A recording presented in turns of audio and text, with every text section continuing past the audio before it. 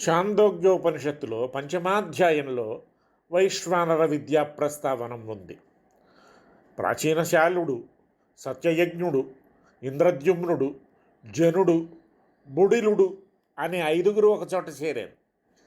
మనలో ఆత్మగా ఉంటూ మనను నియమిస్తున్న బ్రహ్మ ఏది అని చర్చ కావించారు. వారి చర్చ ఒక కొలిక్కి రాలేదు. మరొకరిని ఎవరినైనా అడిగి తెలుసుకుందామనుకున్నారు. అరుణపుత్రుడైన ఉద్దాలకుడు వైశ్వానరుణ్ణి ఆత్మగా ఉపాసిస్తున్నాడు. ఈ విషయం ఆయనకు తెలుస్తుంది. ఆయన దగ్గరకు వెళ్ళి ఆయన్నే ప్రార్థించి తెలుసుకుందాం అనుకున్నారు. వచ్చిన వారిని చూశాడు ఉద్దాలకుడు. వారు వచ్చిన కారణాలు తెలుసుకున్నాడు.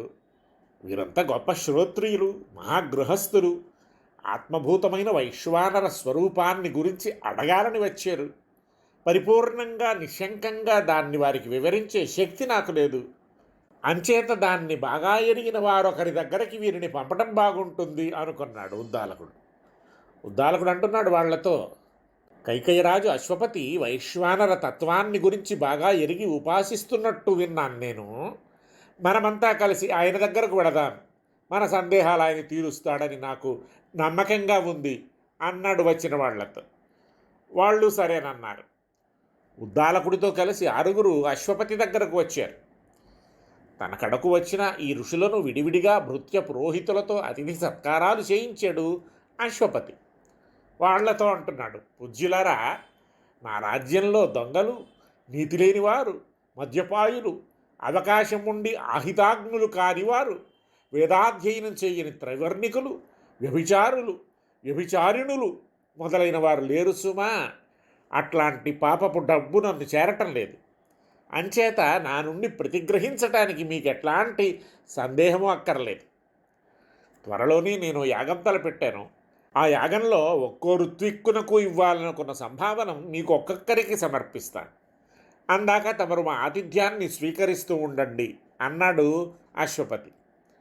వాళ్ళన్నారు, రాజా, వచ్చిన వారి ప్రయోజనాన్ని గుర్తించి అది నెరవేర్చి పంపటం ధర్మం. మేం ఒక ప్రయోజనం కోరి వచ్చాం.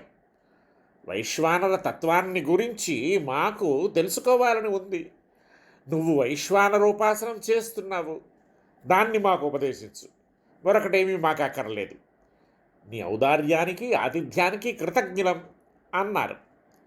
సరే, రేపు పొద్దున్న మీకు సమాధానం చెబుతాను అన్నాడు అశ్వపతి. ఈ వచ్చిన వాళ్ళంతా సద్బ్రాహ్మణ గృహస్థులు. తానా మహారాజు. బ్రహ్మ విద్యలు గ్రహించాలంటే కొన్ని నియమాలుంటాయి. మరి ఇక్కడ వర్ణాధిక్య న్యూనత్వాలు అడ్డొస్తాయా, లేక బ్రహ్మ విద్య గ్రహణాభినివేశమే నిలుస్తుందా చూడాలి అని అనుకున్నాడేమో కూడా అశ్వపతి. సమిత్పాణులయ్యి శ్రోత్రుడైన బ్రహ్మనిష్ఠుణ్ణి ఉపసతనం కావించాలి. శిష్యులుగా బ్రహ్మ విద్యను అపేక్షించినారు. ఆ నియమాన్ని చక్కగా పాటిస్తూ ఈ ఆరుగురు తాము మహాశాలులు, మహాశ్రోత్రియులు, బ్రాహ్మణులు అయి ఆ అహంకారాన్ని పక్కన పెట్టి సమిద్భారహస్తులుగా తమకంటే తక్కువ జాతివాడు క్షత్రియుడు అయిన అశ్వపతిని విద్యార్థులుగా ఉపసత్తి కావించారు. వారి నియమ పాలనా అభినివేశాన్ని, నిరహంకారితను, విద్యా జిజ్ఞాసను చూసి అశ్వపతి చాలా సంతోషించి, శాస్త్రమెరిగినవాడు కనుక, దాన్ని పాటించే బుద్ధి కలవాడు కనుక వారు తీసుకువచ్చిన సమిధాదులను స్వీకరించకుండా శుశ్రూషా నిబంధనాన్ని పక్కన పెట్టి కేవల మైత్రీభావంతో శిష్యాచార్య సంబంధాన్ని అంగీకరించకుండా వారికి ఉపదేశించడానికి పూనుకున్నాడు.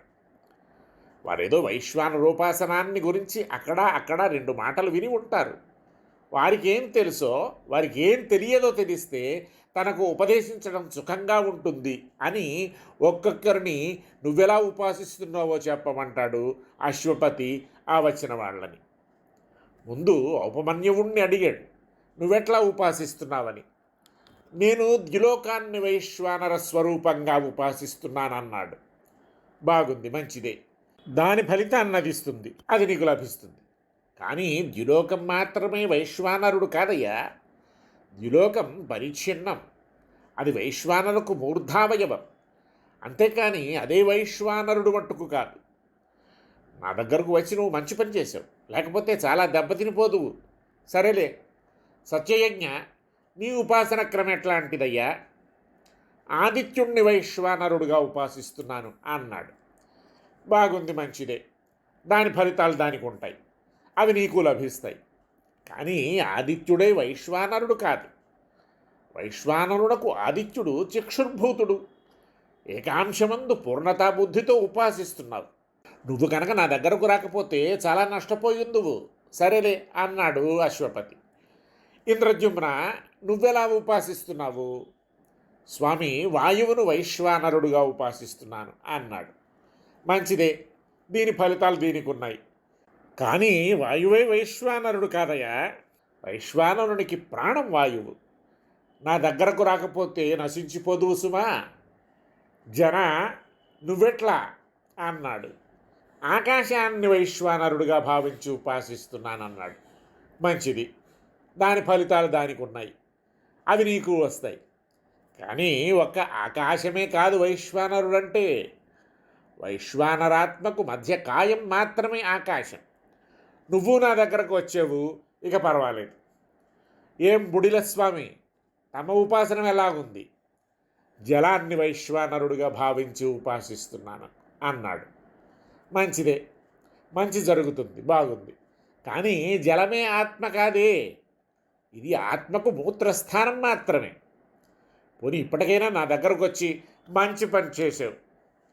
అయ్యా ఉద్దాలక, మీరేం చేస్తున్నారన్నాడు ఉద్దాలకుణ్ణి ఉద్దేశించి. పృథివినే వైశ్వానరుడిగా విశ్వసిస్తున్నానన్నాడు.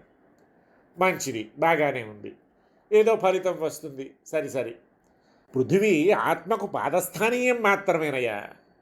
ఏకదేశాన్ని సమగ్రంగా సమస్తంగా భావించి తప్పు చేస్తున్నావు. నయం, నా దగ్గరకు వచ్చు. మీరు ద్యులోక సూర్య వాయు ఆకాశ జలాలలో ఒక్కొక్కరు ఒక్కొక్కదాన్నే వైశ్వానరుడుగా తలచి ఉపాసిస్తున్నారు. అది సరికాదు. అవయవాలను అవయవిగా భావించరాదు కదా. ఉపాసక శరీరంలో ఆయా స్థానాలను ఉపాసించాలి. ఉపాసకుని మూర్ధే పరమాత్మకు మూర్ధభూతమైన ద్యులోకం. ఉపాసకుని చక్షువు పరమాత్మ చక్షురూపమైన ఆదిత్యలోకం. ఉపాసకుని ప్రాణవాయువు పరమాత్మ ప్రాణం.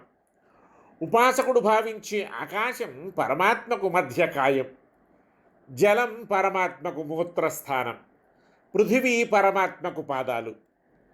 సర్వాంతర్వర్తి అయిన వైశ్వానరాత్మకు ద్యులోకం శిరస్సు, సూర్యుడు నేత్రం, వాయువు ప్రాణం, ఆకాశం దేహమధ్య భాగం, జలం మూత్రస్థానం, భూమి పాదాలు.